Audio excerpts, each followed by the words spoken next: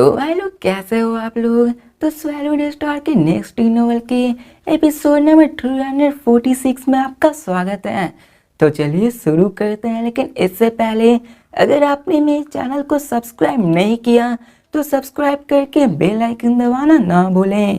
तो जैसा कि हमने पिछले एपिसोड में देखा कि लू फेंग का सामना 3 अनडाइंग बीइंग से होता है जो कि ऑफिशियल लेवल पे होते हैं, लेकिन यहाँ पे लू फेंग उनके बारे में डिटेल इन्फॉर्मेशन जान चुका होता है जो कि उनके इनहेरिटेड मेमोरी से भी मिला होता है। लू फेंग ने तो एम्पर लेवल वी अनडाइंग से भी फाइट कर लिया होता है और उसकी बैटल एक्सपीरियंस को गेन कर लिया होता है।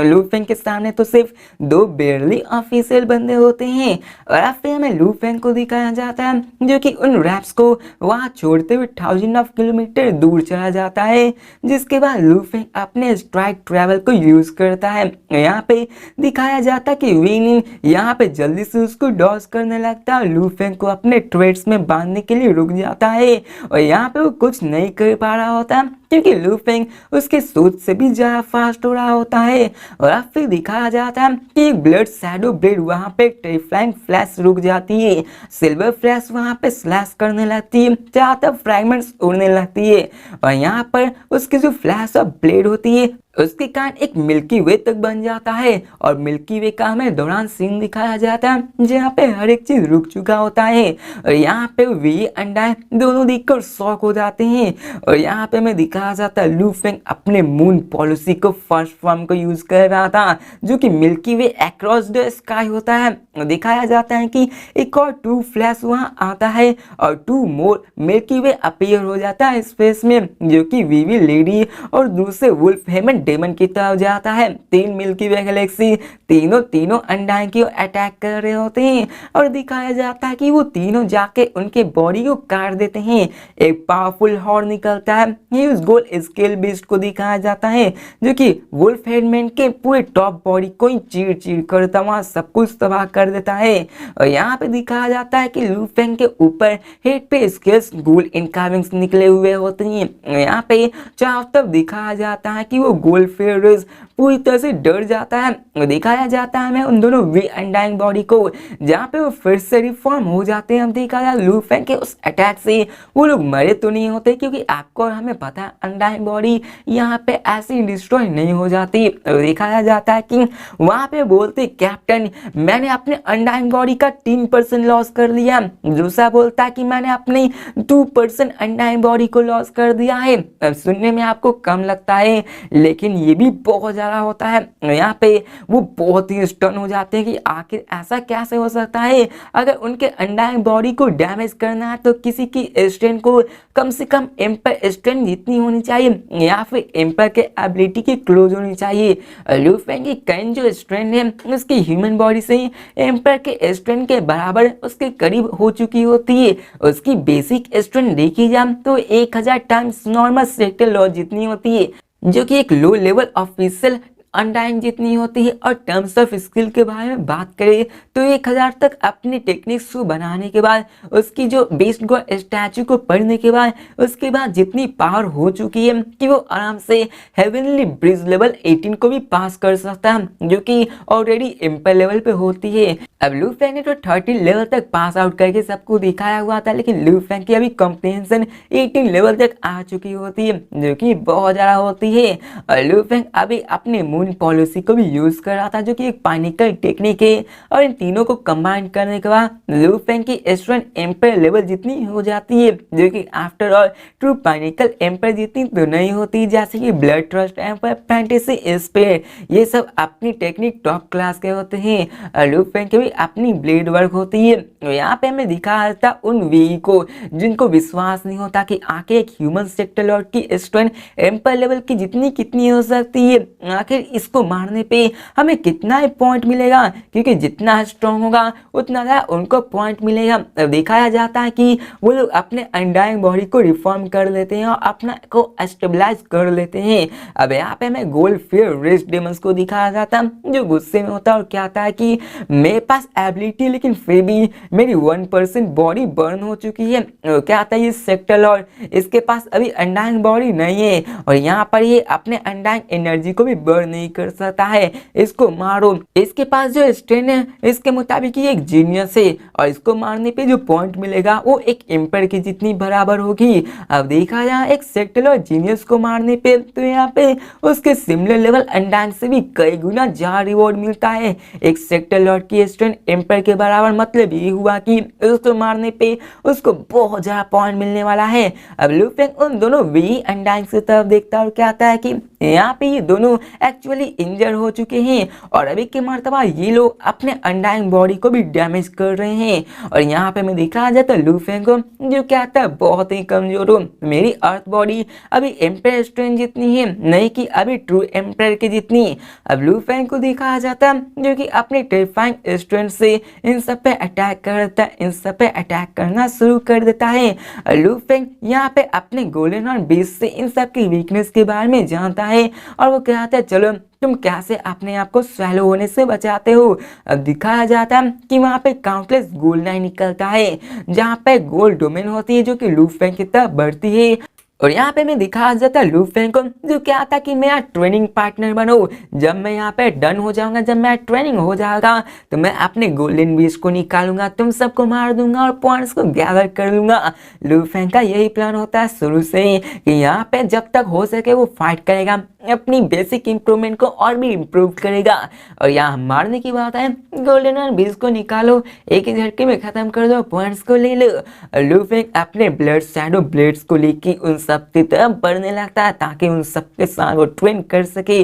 दिखाया जाता है हमें सिंचन्स के उस वास्ट डिजर्ट में जहाँ पे वही टेरिफाइंग गोल्डफील्ड डेमन अपने उस ब्लैक आर्मर मैन से फाइट कर रहा होता है। उन दोनों में क्लोज कॉम्बैट हो रहा जो कि बहुत ही इंटेंस हो चुका होता है।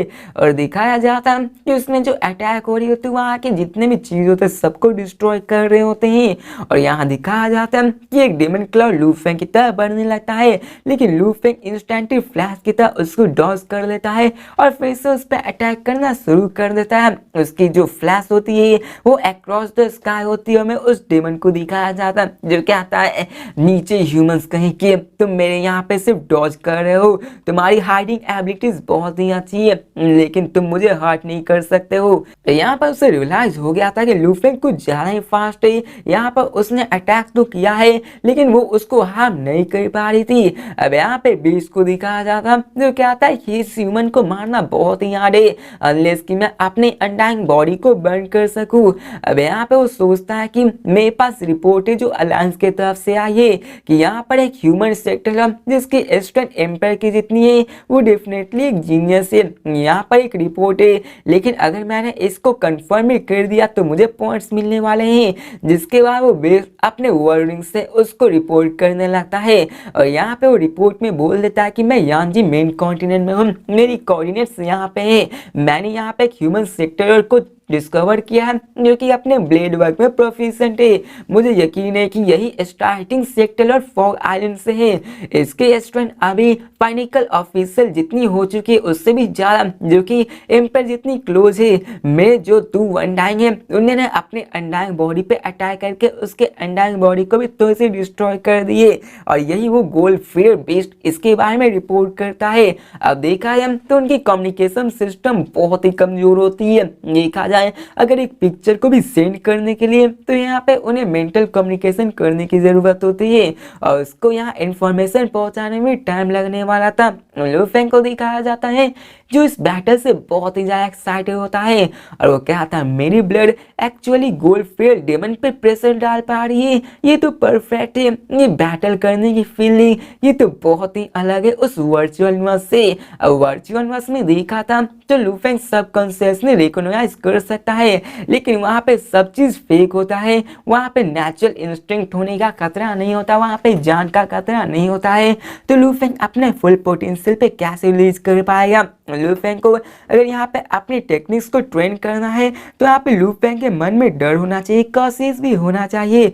आउटर रीजन वहाँ से बहुत ही अलग होता है वर्चुअल यूनिवर्स से। लू फेंग जानता है कि एनिमी किसी भी दौरान अपने टैक्टिक्स को प्रोड्यूस कर सकता है। अगर लू फेंग यहाँ पे थोड़ा सा भी केयरलेस हुआ तो यहाँ पे वो मारा जाएगा। लू फेंग के पास तो अनडाइंग बॉडी भी नहीं है कि उसे बर्न करके अपनी पावर को बढ़ा लिया जाए। अब देखा जाए तो कोई भी अपनी बॉडी को बर्न करता है तो उसकी पावर पहले के मुकाबले बहुत ही ज्यादा बढ़ जाती है। और अब भी हमें लू फेंग को दिखाया जाता है जो बोलता है ट्रेनिंग कंप्लीट हो गई, और लू फेंग अपने अंदर से गोलेन और बीस को निकाल लेता है। लू फेंग यहाँ पे अपने स्कैनिंग डिवाइस से सारे के सारे एनिमी की डिवाइसेस को जाम कर लेता है ताकि यहाँ पे ज़्यादा कोई बंदा ना आ सके। यहाँ दिखाया जाता है कि यहाँ पे गोल्डन और बेस्ट आ चुका होता है, फिर यहाँ पे दोनों अंडांग भी होती है, वो दोनों स्टर्न हो चुके होते हैं और कहते हैं कि आखिर ये बंदा हमारे कैप्टन के साथ कैसे साझा कर पा रहा है। कहते हैं कि कोई दिक्कत नहीं, कैप्टन के पास अंडांग बॉडी है, यहाँ पे अगर 2 से 5% अंडांग बॉडी भी बर्न कर ले तो इतना काफ़ी है। यहाँ पे उस हेमंत को सेटल करना होगा क्विकली,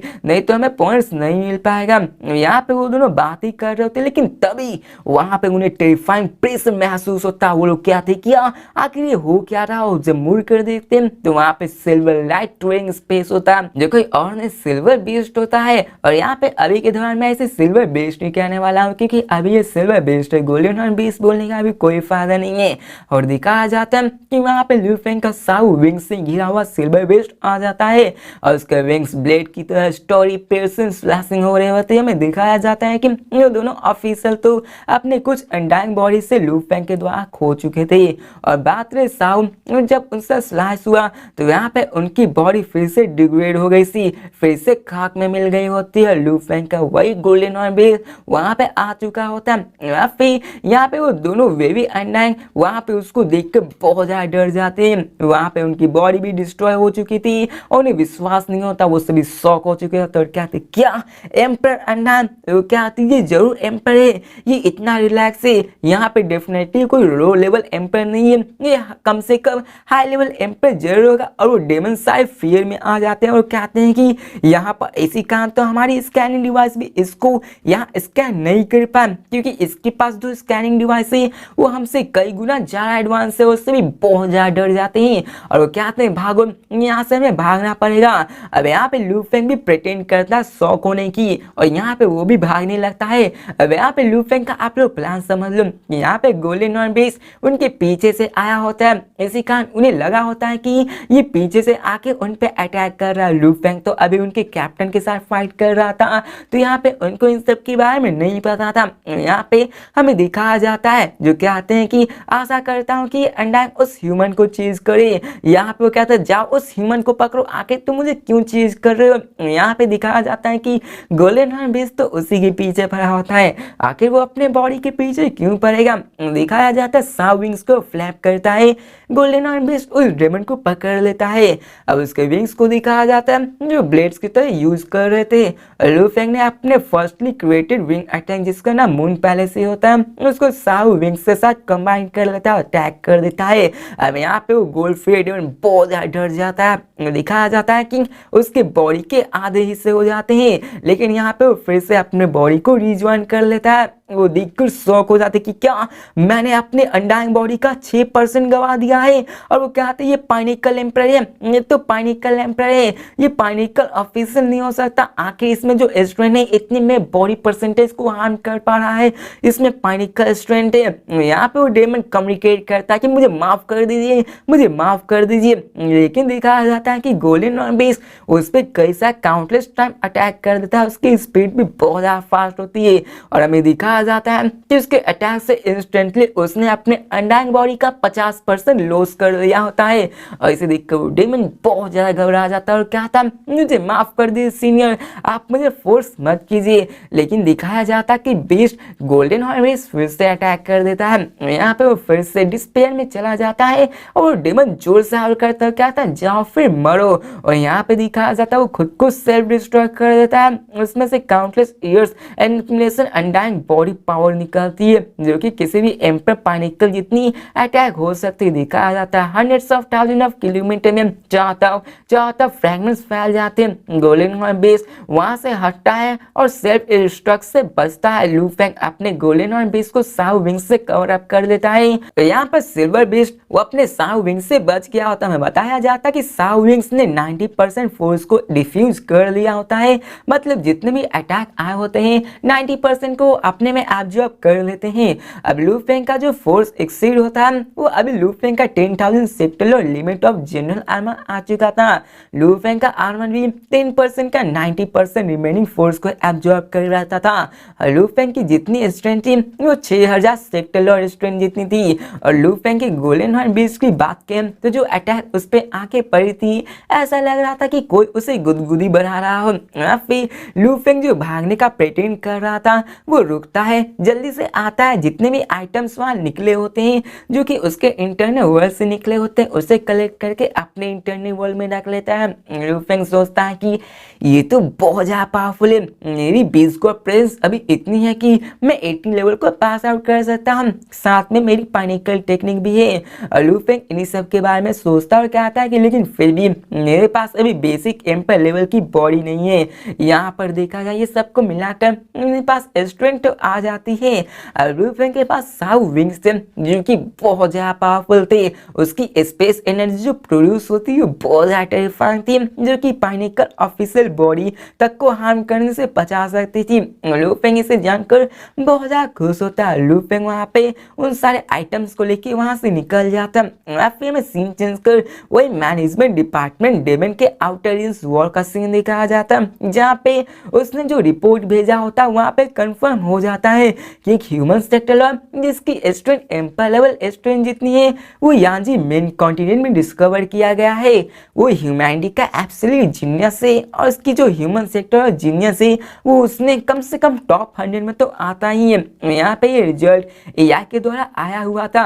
वहाँ पे दो ब्लैक कलर पपेट्स होते हैं जो कि वहाँ बैठ कर ये सब देख रहे होते हैं और दिखाया जाता है कि ब्लैक बॉडी मैम जिसका सर पूरी तरह से लाइन हेड था वो सीरियस होकर कहता है कि यहाँ पर एक बंदे की स्ट्रेंथ जो कि अपने सेक्टर लॉर्ड में एक एम्पर लेवल की स्ट्रेंथ को रखता है। मतलब ये हुआ कि उन पांचों लेवियाथिन में से वो किसी का कोर मेंबर सोया। ऐसा लगता है कि वो primary reason sector virtual company का होगा। उस एरिया में सिर्फ 100 ही है। यहाँ पे 1000 ऐसे बंदे हैं जिनकी स्ट्रेंथ अभी एम्पर लेवल स्ट्रेंथ की जितनी हो सकती है। लेकिन देखा जाए यहाँ पे ये जीनियस बहुत ज्यादा पावरफुल है। यहाँ जितने भी सेक्टर लॉर्ड्स के बंदे हैं उन्होंने मिलियंस ऑफ ईयर्स तक खुद को प्रैक्टिस किया। उनकी लॉ कॉम्प्रिहेंशन भी एटलीस्ट 18 लेवल तक हो चुकी है। उनके पास ट्रम्प कार्ड्स टेक्निक्स और यहाँ पे उनकी स्ट्रेंथ बहुत ज्यादा हो जाती है और इन सबको मारना भी बहुत ही मुश्किल होती है। फिर यहाँ पे एक और ब्लैक पपेट होता है जिसके ऊपर 99 मिनिएचर हेड्स बने हुए होते हैं।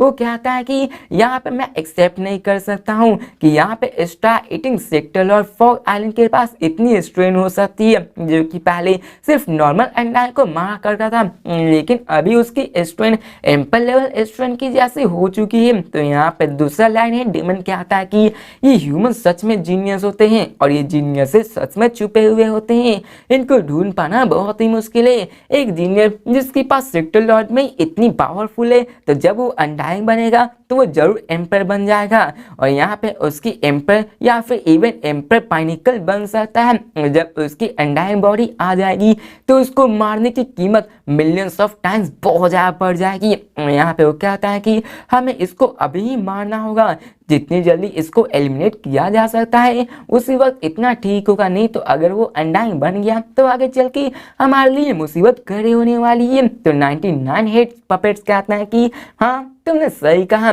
मैं इमीडिएटली अपर मैनेजमेंट को ये ऑर्डर करता हूँ, उनके रिपोर्ट देता हूँ, यहाँ से उनके ऑर्डर के आने का इंतजार करता हूँ क्योंकि अगर हमने नहीं किया तो आगे चल के हमें परेशानी वाली है। और अब फिर में सिंह चंस को यांजी मेन कॉन्टिनेंट के जिसको लेट रीजन को दिखाया जाता है जहाँ पे एनलेस आई माउंटेन होता है और वहाँ पे किसी को पता होना चाहिए कि यहाँ पे पर्पल स्काई एम्पर का डिमोनियस टेरिटरी होता है। फिर हमें सिंह चंस को यहाँ पे दिखाया जाता है कि कैप्टन यहाँ पे अच्छे मूड में नहीं होते हैं और यहाँ पे उन सब ने कई सारी बातें सुनाई होती है। फिर यहाँ पे वही रिपोर्ट जो कि वो दोनों पपेट्स बात करे हो तो लेके आए हुए होते हैं और यहाँ पे वो कहते हैं कि क्या तुम सही कह रहे हो जो तुमने सही कहा। तो यहाँ पे हमें पर्पल स्काई टीम यांजी मेन 29 को दिखाया जाता है, जो कहते हैं कि हाँ यहाँ पे हमने सही कहा।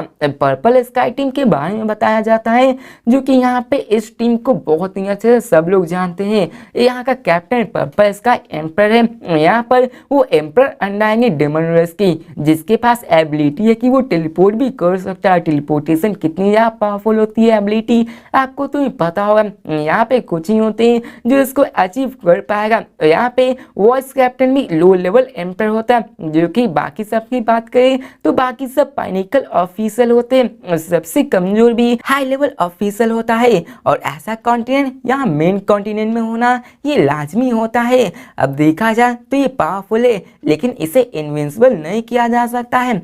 तो भाई लोग, इसी के साथ ये वीडियो भी खत्म होती है। तो मिलते हैं नेक्स्ट वीडियो में और देखते हैं कि आगे क्या होने वाला है। और यहाँ पे सेक्टर लॉर्ड, जो कि पाइनिकल एम्पर जितनी स्ट्रेंथ रखता है, तो आगे इसे लेकर डेमन रेस क्या करने वाले हैं।